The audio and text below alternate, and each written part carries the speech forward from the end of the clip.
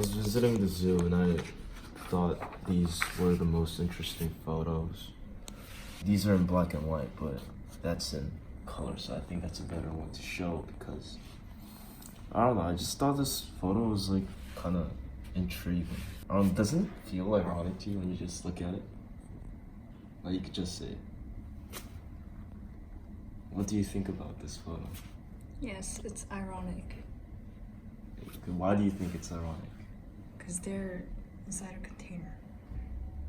I mean, yeah, I guess that's also the point. But like, I just feel like the flamingos are like usually pretty and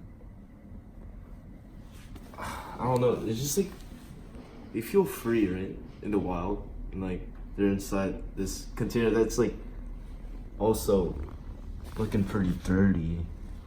It's like a bunch of leaves and these little windows are like dirty as well. Right. Okay, so we already went to the zoo for like the second time, right? So we just set up a map to sort stuff out because it's just like a bunch of information. So I went to the zoo, second time, got photos. I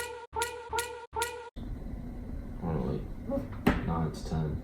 And I found flamingos to be the most interesting. I'll put a star next to flamingos. I think it's a good idea to visit again the third time. Are you free right now? Yes. Okay, let's go then. Okay, I think I'm ready to go now. Got my jacket. Wait, should we do one of those like jumping schematics where we like jump and we end up there, like teleportation kind of thing? Sure. Okay. Wait, count me down. 3, 2, 1.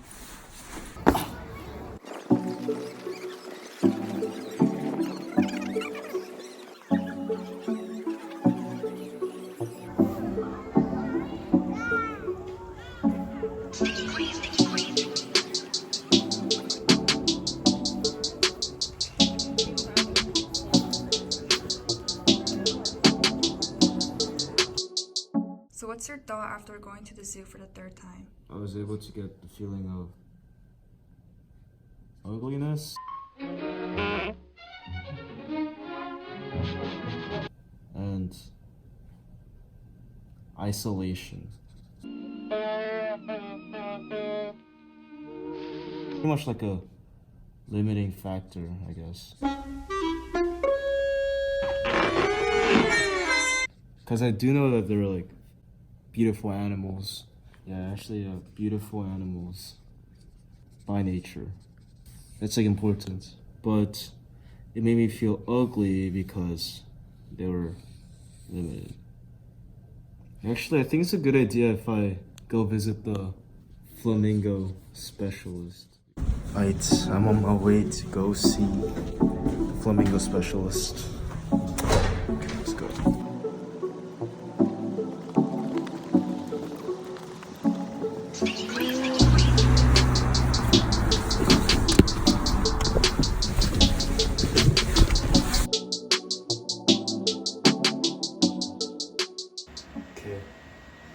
That took 30 minutes to get to the flamingo specialist place. Take off my shoes because I'm a gentleman. Let's go upstairs. I believe it's here.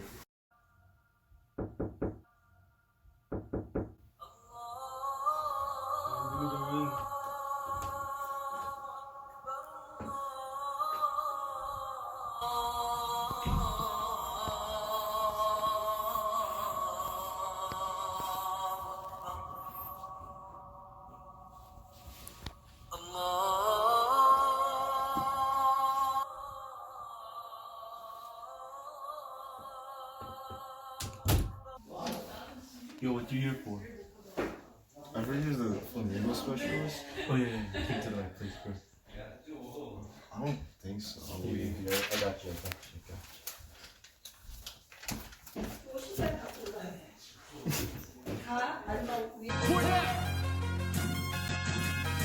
Are you sure this is there? Are you sure? Yeah. Okay. Take a little seat right there, yeah. I'm already sitting there. So what brought you here? Well, I was visiting the zoo and I came across this scene. I don't know. I just got very mixed feelings from this, and I want to know more about flamingos. You came to the right place, man, young man. Are you sure? Yeah. I trust your certificate. Well, flamingos are a type of wading bird in the family Phoenicopteridae. Oh, Phoenicopteridae. 4 flamingo species are distributed throughout the Americas, including the Caribbean, and 2 species are native to Africa, Asia, and Europe. I don't think you're done talking, sir. By that, I have more lines. Flamingos usually stand on one leg while the other is tucked beneath their bodies. The reason for this behavior is not fully understood. One theory is that standing on one leg allows the birds to conserve more body heat, given that they spend a significant amount of time wading in cold water. I think this is a bit too much information. Wait, I'm not done yet. However, the behavior also takes place in warm water and is also observed in birds that do not typically stand in water.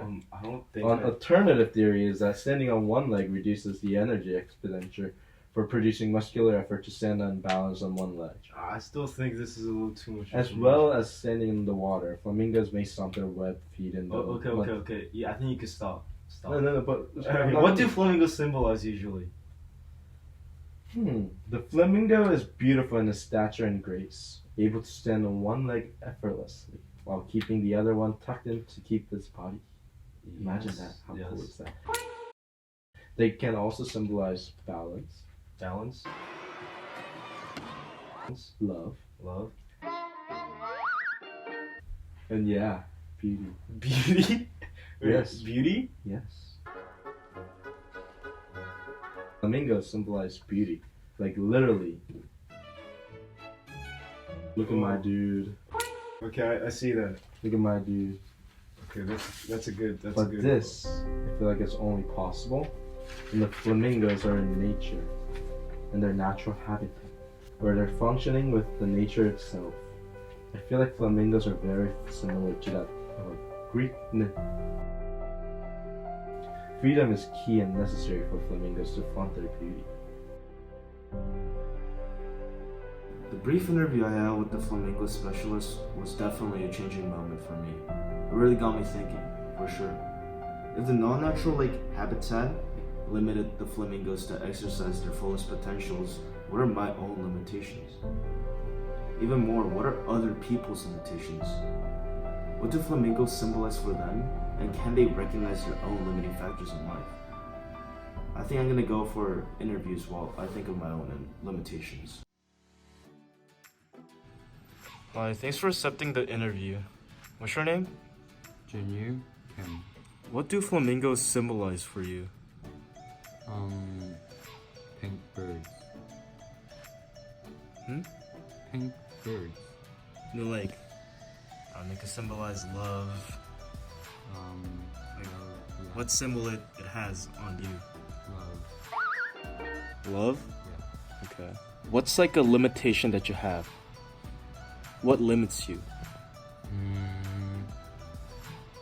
My personality.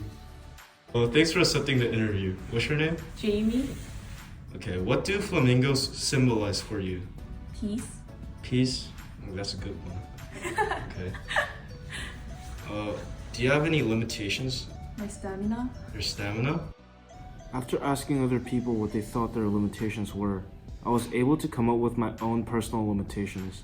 I think that my hands are a limitation. Well, kind of like the flamingos, I feel like the hands are beautiful in a way that they're both flexible and smooth, especially mine as well. The limiting factor about my hands is that I always want to grab and hold more objects, just that it's hard because of the fact that my hand's capacity is just too small. If I was like the master hand in Smash, or like the crazy arm dude in Ben 10, maybe then my hands would no longer be a limitation.